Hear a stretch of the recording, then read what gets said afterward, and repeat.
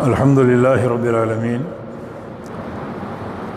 والصلاة والسلام علی اشرف الانبیاء والمرسلین نبینا محمد وعلی آلہ وصحبہ وأہل طاعتہ اجمعین اما بعد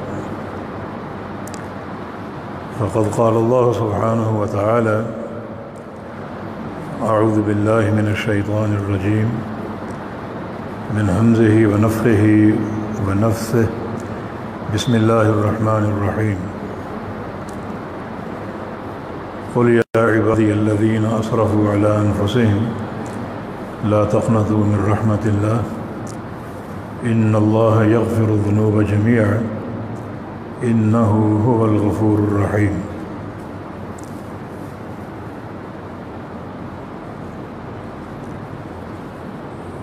آج کی یہاں حاضری تعزیت کے سلسلے میں ہے۔ ہمارے بہت ہی اچھے ساتھی بزرگ حاجی محمد دین بٹ صاحب قضاء الہی سے فوت ہوئے۔ کچھ لوگ ہوتے ہیں جن کی تعزیت ان کے اہل خانہ سے کی جاتی ہے، اور کچھ لوگ ایسے ہوتے ہیں جن کی تعزیت اہل خانہ سے بھی اور پوری جماعت سے بھی کرنی چاہیے۔ پوری جماعت ان سے فیض یاب ہوتی تھی اور بہت بڑے جماعتی محسن تھے۔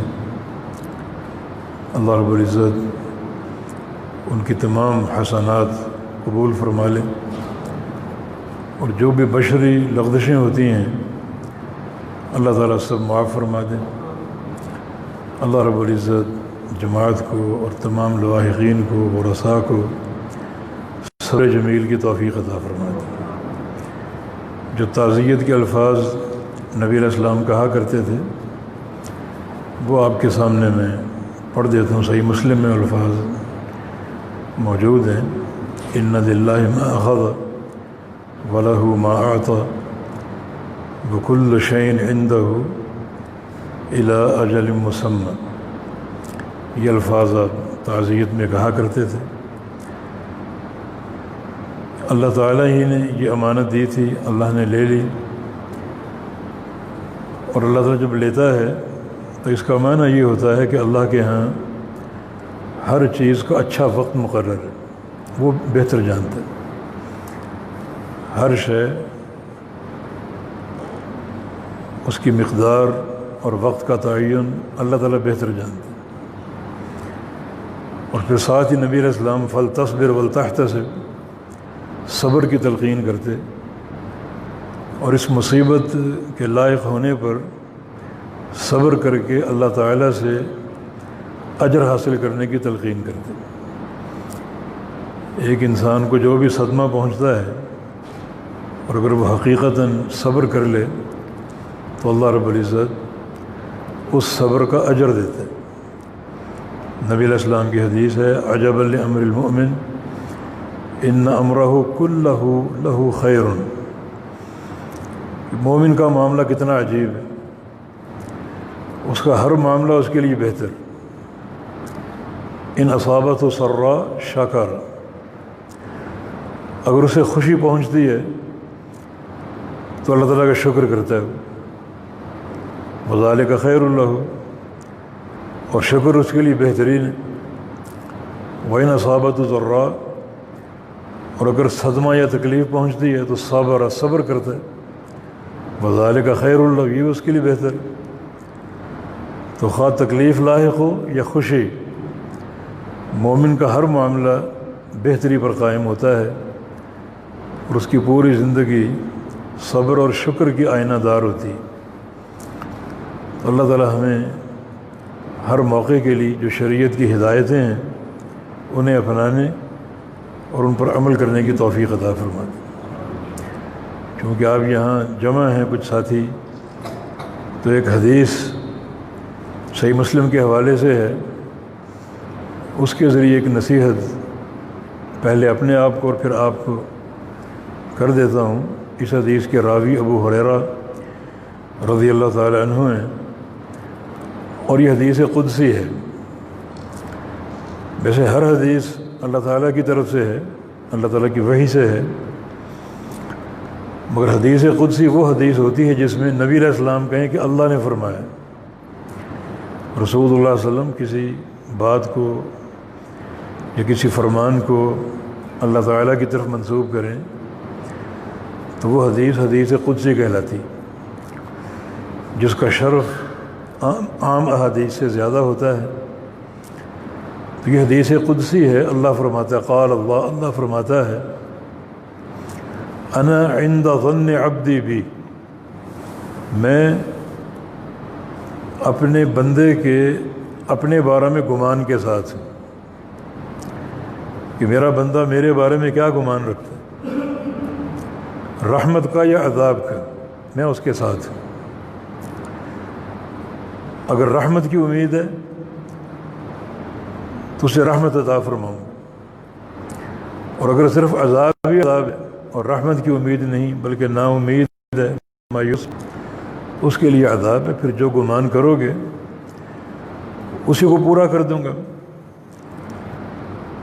یہ الفاظ بڑے قابل غور ہیں، انا عند ظن عبدی بھی، میں اپنے بارے میں اپنے بندے کے گمان کے ساتھ ہوں۔ ہماری روش کیا ہونی چاہیے، اور یہ جو لیل و نہار گزر رہے ہیں وہ کس کیفیت سے گزریں؟ اللہ تعالیٰ کی رحمت کی امید کے ساتھ یا اس کے عذاب کے خوف کے ساتھ؟ الایمان بین الخوف والرجاء، بہترین ایمان وہ ہے جو ان دونوں کیفیتوں کے بیچ میں ہو، اس کی رحمت کی امید بھی ہو اور اس کے عذاب کا خوف بھی ہو۔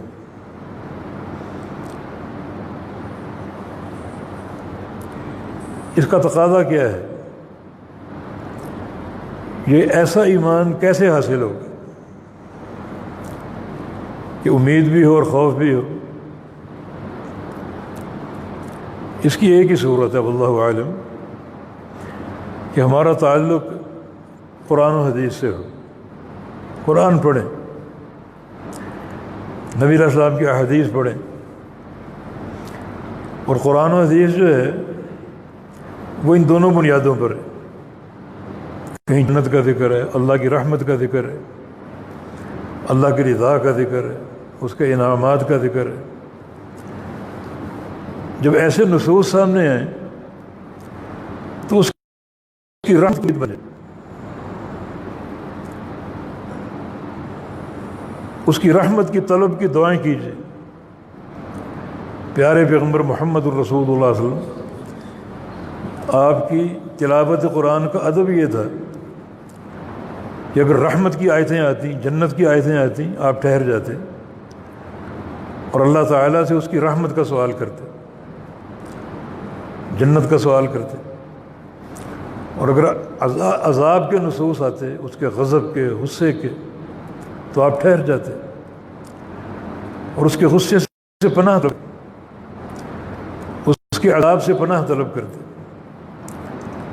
یہ ہے دونوں کیفیت، جنت کا ذکر ہو، رحمت کا ذکر ہو تو رحمت کا طمع اور امید اور دعائیں شروع ہو جائیں، اور جہنم کا ذکر آ جائے، اس کے عذاب کا ذکر آ جائے، اس کے غضب کا ذکر آ جائے تو اللہ کے عذاب کا خوف بھی ہو، اس سے پناہ طلب کی جائے، اللہ تعالیٰ سے سوال کیا جائے مجھے اپنے عذاب سے بچا لے، میرے گناہ معاف۔ تو یہ جو تعلق ہے مستقل اگر قائم رہے اور قائم رہنا چاہیے تو واقعتاً یہ ایمان ان دو کیفیتوں کے بیچ میں ہوگا، کبھی رحمت اور کبھی غضب۔ لیکن سوال یہ ہے کہ کون سی کیفیت غالب ہو؟ ایک ہے رحمت کا پہلو اور ایک ہے اللہ تعالیٰ کے غضب اور اس کے عذاب کا پہلو، کس کیفیت کو غالب رکھے؟ اسی کیفیت کو جس کو شریعت نے غالب رکھا، جس کو کتاب و سنت نے غالب رکھا۔ ایک اور حدیث صحیح بخاری کی حدیث قدسی ہے، ان اللہ کتب کتابا فہو عنده فوق العرش، اللہ تعالیٰ نے کتاب لکھی، آپ تقدیر سمجھ لیں، لوح محفوظ، وہ اللہ تعالیٰ کے پاس عرش پر موجود۔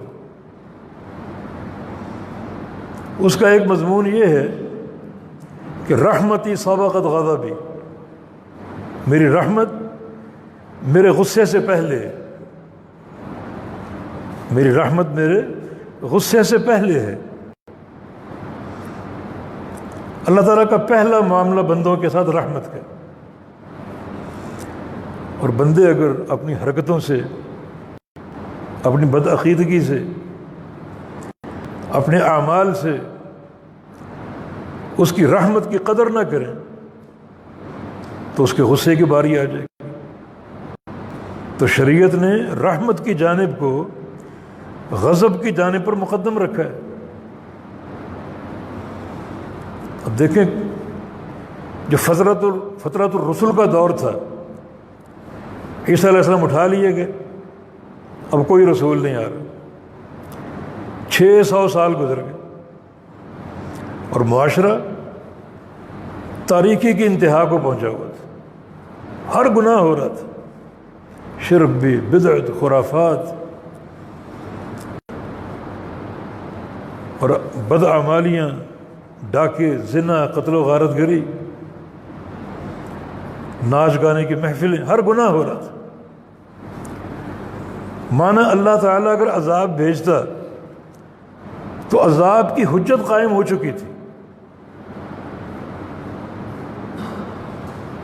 صحیح مسلم کی حدیث کے الفاظ ہے کہ ان اللہ نظر الی اہل الارض فمقتہ عربهم وعجمهم، اس دور میں اللہ تعالیٰ نے زمین والوں کو دیکھا، ہر شخص نے اللہ کو ناراض کر دیا، کسی کا عقیدہ ٹھیک نہیں تھا، کسی کا عمل ٹھیک نہیں تھا، عربی ہو یا عجمی ہو، سب نے۔ تو عذاب کی حجت قائم ہو چکی، مگر اللہ نے کیا کیا، جو اس کا نظام ہے کہ میری رحمت میرے غصے سے پہلے، اللہ نے عذاب نہیں دیا بلکہ رسول بھیج دیا، محمد الرسول اللہ صلی اللہ علیہ وسلم، رحمت للعالمین، سراسر رحمت، دین رحمت۔ نبی علیہ السلام کی حدیث ہے انا نبی الرحمہ و نبی التوبہ و نبی البلحمہ، میں رحمت کا نبی ہوں اور میں توبہ کا نبی ہوں اور تلوار کا نبی بھی ہوں۔ تین چیزیں، پہلے رحمت ہے، دین پر چلو گے رحمت ہی رحمت، پھر توبہ ہے، گناہ ہوتے ہیں، معصیتیں، توبہ کر لو۔ اگر دین پر بھی نہیں چلتے، توبہ بھی نہیں کرتے، تو پھر تلوار ہے، نبی الملحمہ، پھر میں جہاد کا نبی ہوں، پھر تلوار چلے۔ تو رحمت کا معاملہ مقدم ہے۔ رحمتی وسعت کل شیء، میری رحمت ہر شے کو وسیع ہے۔ فرشتوں کی دعا قرآن نے ذکر کی، ربنا وسعت کل شیء رحمت و علما، اے اللہ تو ہر شے پر حاوی ہے باعتبار رحمت اور علم، یعنی جہاں جہاں علم وہاں تک تیری رحمت۔ یہ سوچ اپنے اندر رکھو کہ رحمت کا معاملہ مقدم ہے، اس کی رحمت کا طمع، اس کی رحمت کی امید۔ انسان کبھی مایوس نہ ہو۔ حجاج ابن یوسف قاتل، ایک قتل پر قرآن نے دائمی جہنم کی وعید سنائی، آیت موجود ہے، ایک قتل پر دائمی جہنم۔ اور حجاج ابن یوسف تو اس کی بربریت کے، اس کی سفاکیت کے، اس کے ظلم کے سینکڑوں قصے ہیں۔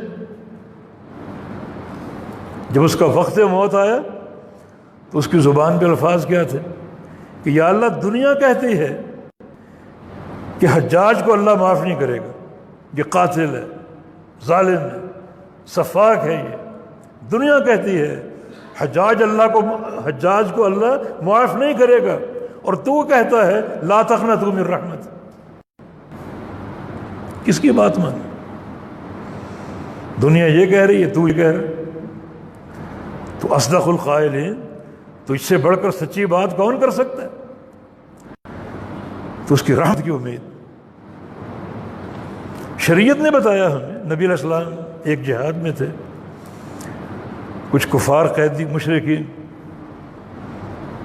ان میں سے ایک عورت کا بچہ گم ہو گیا، چھوٹا سا شیر خوار دودھ پینے والا، اس کو تلاش کر مل نہیں رہا، جو بچہ نظر آتا ہے چھوٹا اس کو اٹھا کے دیکھتی ہے، اس کا نہیں ہے، پھر نیچے رکھ دیتی، آخر اس کو بچہ مل گیا، بڑا اس میں اضطراب تھا۔ نبی علیہ السلام یہ منظر دیکھ، صحابہ بھی دیکھ رہے ہیں، کیونکہ آپ صحابہ کرام کو سمجھانے کا کوئی موقع ضائع نہیں ہونے دیتے تھے۔ سوچا اس منظر کے حوالے سے کچھ صحابہ کو سمجھا دیں، نصیحت کر دیں، امت کے لیے پیغام چھوڑ دیں۔ فرائض دیکھ رہے یہ منظر، یہ عورت اس کا بچہ کھو گیا، تلاش کر رہی ہے اور اب مل گیا، کتنی مطمئن مسرور ہو چکی۔ اترونہا طارحۃ ولدہا فی النار، اب مجھے بتاؤ کہ یہ عورت اپنے بچے کو آگ میں ڈال سکتی؟ عرض کیا کہ نہیں، اس کی ممتا دیکھیں، اس کی تڑپ دیکھیں، کیسے ڈال سکتی؟ فرمایا کہ للہ ارحم بعبادہ من ہذہ لولدہا، جو شفقت اور پیار اس ماں کے دل میں اپنے بچے سے ہے، اس سے کہیں زیادہ پیار اللہ کو اپنے بندے سے۔ یہ اس کی رحمت کا معاملہ۔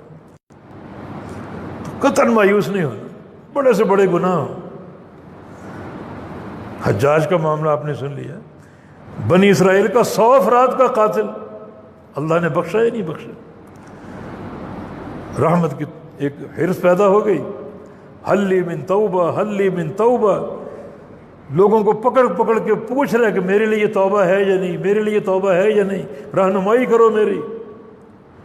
رہنمائی مل گئی، ایک عالم دین سے ملاقات ہو گئی، اس نے کہا کہ تیرے اور تیری توبہ کے درمیان دنیا کی کوئی طاقت حائل نہیں ہو سکتی۔ پہلے ایک راہب نے گمراہ کر دیا تھا کہ ان لک توبہ، تیری توبہ کہاں قبول ہو، تو جہنمی، اس کو بھی قتل کر دیا، 100 قتل پورے ہو گئے۔ اور صحیح ایک عالم نے رہنمائی دی اللہ تعالیٰ کے علم کی روشنی میں کہ کوئی طاقت تیرے اور اللہ تعالیٰ کی رحمت کے بیچ میں حائل نہیں،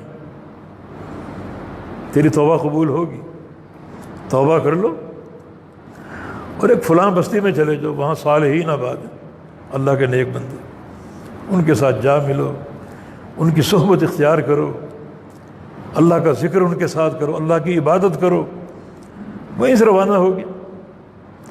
قصہ آپ جانتے، اس کی رحمت کا معاملہ، یہ حدیث کا پہلا جملہ ہے۔ اور دوسرا جملہ یہ ہے کہ واللہ للہ افرح بعبادہ من توبۃ احدکم، تم میں سے کوئی اگر توبہ کر لے تو اللہ تعالیٰ سب سے زیادہ خوش ہوتا ہے۔ یہ رحمت کی دلیل ہے یا نہیں؟ یعنی یہ توبہ کون کرتا ہے؟ جو گناہ کرتا ہے۔ اللہ تعالیٰ گناہ گار بندے سے خوش ہوتا ہے اگر وہ توبہ کر لے، تو اس سے بڑا رحمت کا سہارا کیا ہو سکتا ہے؟ یہ افرح عربی قواعد کی روح سے اسم تفضیل صیغہ ہے، اس کا معنی سب سے بڑا، افعل کے وزن پر، اللہ اکبر، یہ وہی وزن ہے، اللہ سب سے بڑا ہے۔ اور افرح کا معنی سب سے زیادہ خوش ہونے والا، کس چیز سے؟ بندے کی توبہ سے۔ فرمایا کہ کوئی جنگل میں ہو اور اس کا اونٹ گم ہو جائے، اس پہ اس کا کھانا ہو، پانی ہو، اب وہ موت کا انتظار کر رہا ہے بھوک اور پیاس کی وجہ سے، اچانک اونٹ سامنے آ گیا، کتنا خوش ہوگا؟ اس سے زیادہ خوشی اللہ کو اپنے بندے کی توبہ سے ہوتی۔ وَأَنَا مَعَهُ حَيْثُ يَذْكُرُنِي، یہ تیسرا جملہ، میں اپنے بندے کے ساتھ ہوں جب میرا بندہ میرا ذکر کرے گا۔ کہ اللہ کا ذکر کر رہے ہو، سبحان اللہ، الحمدللہ، لا الہ الا اللہ، واللہ اکبر، لا حول ولا قوة الا باللہ، حسبی اللہ، یہ ذکر کے کلمات جب پڑھو گے تو اپنے آپ کو اکیلا مت سمجھو، اللہ آپ کے ساتھ۔ اذکرونی اذکرکم، میرا ذکر کرو میں تمہارا ذکر کروں گا، یہ قرآن کہہ رہا ہے۔ اور حدیث بتا رہی ہے کہ اللہ تمہارا ذکر کیسے کرے گا؟ اگر تنہائی میں کرو گے میں بھی تنہائی میں کروں گا، اگر لوگوں کے بیچ میں کرو گے تو میں فرشتوں کے بیچ میں کروں گا، تو مجھے یاد کرو میں تمہیں یاد کروں گا۔ کیا خوبصورت تعلق، ذکر پر اللہ ساتھ ہے، اللہ ذکر کر رہا ہے۔ بلکہ بعض کلمات اذکار جو ہیں وہ اللہ تعالیٰ کے ساتھ مکالمہ ہے، مکالمہ اللہ تعالیٰ کے ساتھ۔ وہ سلسلہ حدیث صحیح میں ایک حدیث شیخ البانی لائے، اس کو صحیح بھی کہا انہوں نے، اس کی صحت کو ثابت کیا۔ بندہ ذکر کر رہا ہے سبحان اللہ والحمد للہ ولا الہ الا اللہ واللہ اکبر، اللہ تعالیٰ ہر کلمے پر صدقتہ کہہ رہا ہے، بندہ کہہ رہا ہے سبحان اللہ، اللہ میں صدقتہ، سچ بول رہے تھے، الحمدللہ صدقتہ، لا الہ الا اللہ صدقتہ،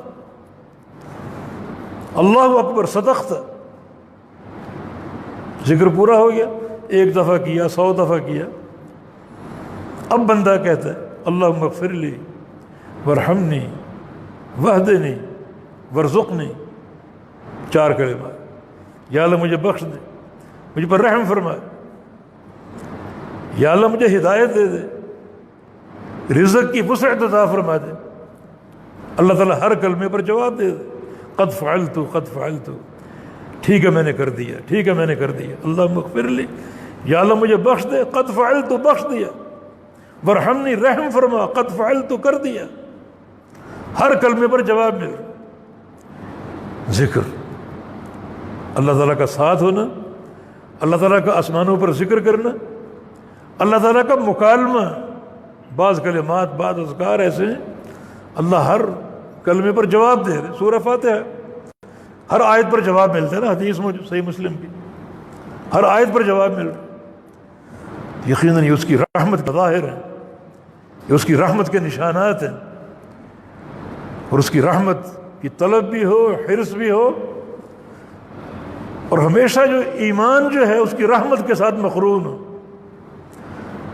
تو الایمان بین الخوف والرجاء، ایک امید کا پہلو، ایک خوف کا پہلو، دونوں کے بیچ میں انسان کا ایمان رہے، رحمت کا ذکر ہو، رحمت کا چرچا ہو تو اس کا طمع ہو، اس کی حرص اور اس کی امید ہو، حصول رحمت کی دعائیں ہوں۔ اللہ کے پیغمبر دعا کیا کرتے تھے رحمتک ارجو، تو یہ رحمت کی امید ہے، فلا تکلنی الی نفسی طرفۃ عین، مجھے اپنی رحمت سے کاٹ کر ایک لمحے کے لیے بھی میری ذات کے سپرد نہ کر دینا، رحمت کا سہارا قائم رکھنا۔ اور اگر عذاب کا خوف ہو تو اس کے عذاب سے ڈرا جائے، جہنم کا خوف ہو، جنت کا سوال ہو، جہنم سے پناہ طلب کی جائے۔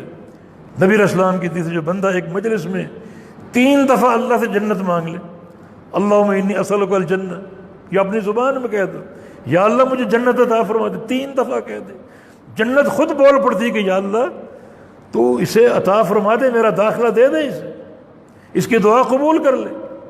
اور اگر 3 بار جہنم سے پناہ مانگ لے، جہنم بول پڑتی کہ یا اللہ اسے میری پناہ دے دے، مجھ سے پناہ میں لے لے، اسے بچا لے مجھ سے۔ تو یہ کیفیتیں ہمیشہ قائم رہیں۔ اللہ تعالیٰ سے دعا ہے کہ اللہ رب العزت ہمیں ان نصوص پر عمل کی توفیق دے، اللہ تعالیٰ ہمارے گناہوں کو معاف فرما دے، اللہ ہم سے راضی ہو جائے، ایسے اعمال کی توفیق دے جن اعمال میں اللہ کی رضا ہے، ایسے اعمال سے بچائے جو اللہ کو ہم سے ناراض کر دے، اللہ تعالیٰ سے ہم کو دور کر دے، رحمت کا سہارا ہو، رضا اور محبت کا طمع ہو، اور اس کی رحمت کی امیدیں قائم ہوں۔ اور اللہ رب العزت ہمارے بزرگ محترم حاجی محمد دین بٹ صاحب مرحوم کو جنت الفردوس میں اعلیٰ مقام عطا فرما، اللہ تعالیٰ بشری لغزشیں معاف فرما دے، اللہ تعالیٰ اعلیٰ علین میں جگہ عطا فرما دے، جو بھی پسماندگان اللہ تعالیٰ سب کو صبر جمیل کی توفیق عطا فرما دے۔ وآخر دعوانا الحمد للہ رب العالمین۔